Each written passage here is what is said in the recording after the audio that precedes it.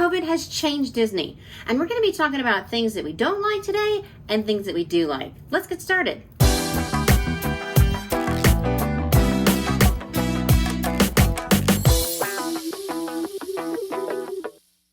Hey guys, welcome back to Liz Fiero. I'm Andy. I'm Liz. Guys, we're here to share our fun, love, and passion for all things Disney with you guys, so thanks for hanging out with us today. If you're brand new to our channel, please consider subscribing for Disney content every single day. If you like the video, give it a big thumbs up and a share. COVID has truly changed, well, not only the world, but also how we Disney. experience Disney and Disney magic. Yeah. And we like to pretend that it hasn't, but it has. Right. So we're just going to dive right in to some things that we don't like that COVID has brought about.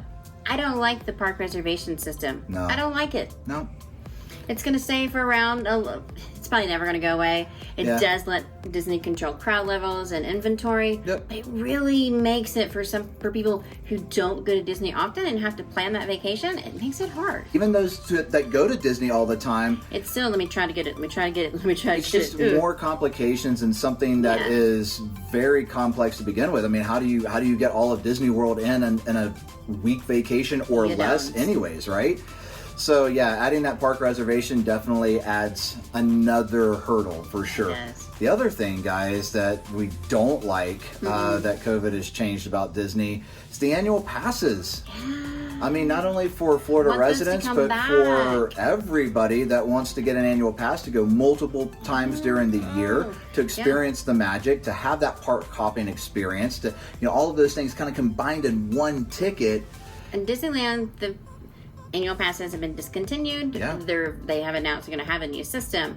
Disney World, people have been allowed to renew their annual passes. Yeah. No word on selling the new ones. We watch, we wait, we hope. Right. And with new information coming out that Disney's having to figure out as they go along, it makes that uncertainty of annual passes coming back even more uncertain. Another thing that I really don't like about COVID and how it's changed Disney is the fact that you can't park hop until 2 p.m. Yeah. It's kind of late. And the thing is that sometimes you just want to go grab a ride in the morning and head over to your favorite park for lunch.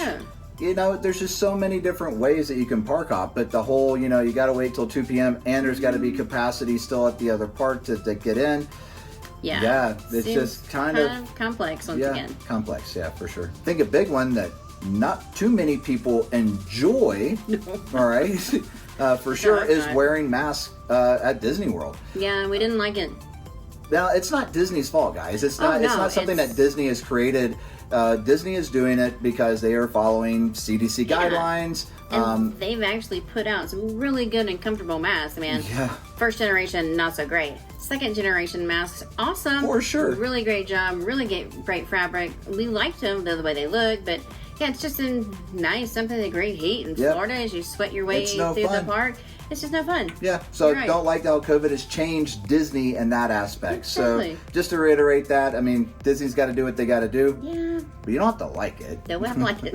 The final thing that we really don't like is the fact that not all cast members are back to work. Yeah. So slowly but surely, Disney's been bringing folks back, but not all the restaurants are open. Sometimes they close at really weird times. Obviously, not all the shows are back. Not all the resorts are open yet. Yeah, so it's taken a while for Disney to bring everybody back to work. Right. And that's not Disney's fault. Once again, that is just the steps that they feel they need to implement to keep everybody safe.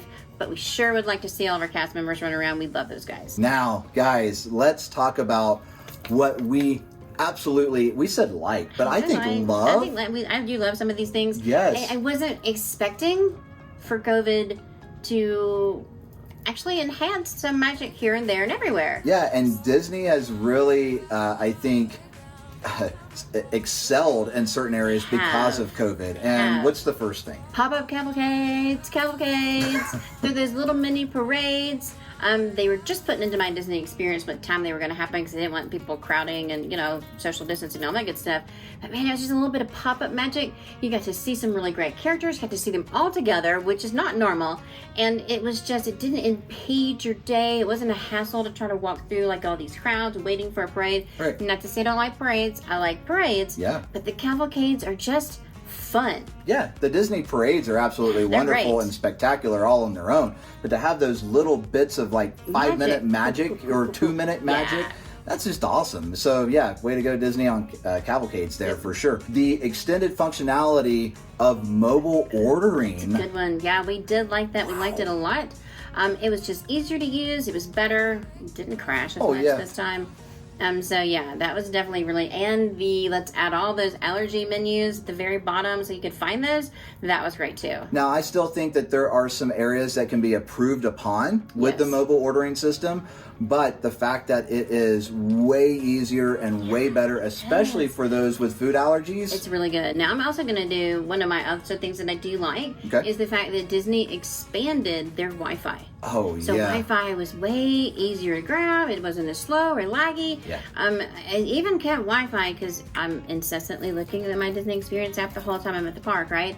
I even kept Wi-Fi going through Spaceship Earth. That was super cool. Yeah, and the other thing too, guys, that I really enjoyed, I know you did too, is how much cleaner Disney World is. That's true, though. It was really clean to begin with, right? Yeah. Disney's always done a great job of let's pick up the trash, let's get rid of the gum on the railings and things like that. But with the enhanced cleaning, it's just everything kind of just sparkled and shined. And I'm not even talking about closing down the rides and cleaning those, and that's that's just inconvenient. But what I'm talking about is just you see more often cast members cleaning areas that are touched a lot. Those types of things, and they're doing more. I didn't even know they could do more, and they're doing more, and it's just wonderful. I love it, and I think that is here to stay as well. I think so too. The final thing, guys, that we love, and I cannot believe that we're saying this. Yeah, we didn't know we were going to do this. We can't believe that we're saying this. Yeah. We kind of liked having no fast passes around. No fast passes. October, we had a lot more long lines. They just had less cast members and less restaurants. So all you did, the only thing you could do was go stand in a line. Yeah. June, man, our wait times, we never waited for like more than 45 minutes, even for Flight of Passage. It was amazing. It was really super great. And there was huge lines. Huge lines. There were. But they were moving because guess what? You don't have the fast pass line impeding. Right. And because of the park hopping at 2, all right, you would literally see ride times drop off. Yeah. And then you would see from like 2 to 3 spike, all right, like Flight of Passage, 90 minutes.